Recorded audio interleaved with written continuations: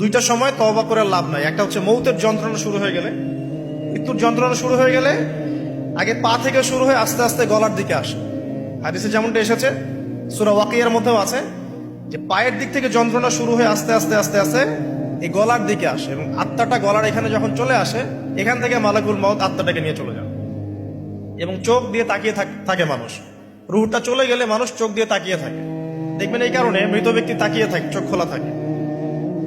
এবং তখন আসমান থেকে সিঁড়ি নামিয়ে দেওয়া হয়, ওই সিঁড়িতে করে আত্মা চলে যাচ্ছে, ও তাকিয়ে দেখে যে আত্মা চলে যাচ্ছে।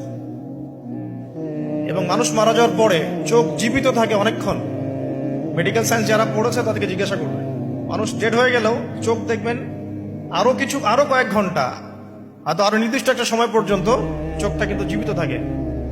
এই জন্য চোখ বন্ধ করে দিতে হয়। যাই হোক, যেটা বলছিলাম যে মৌতের যন্ত্রণা শুরু হয়ে গেলে তওবা করে লাভ নাই, তওবার দরজা বন্ধ।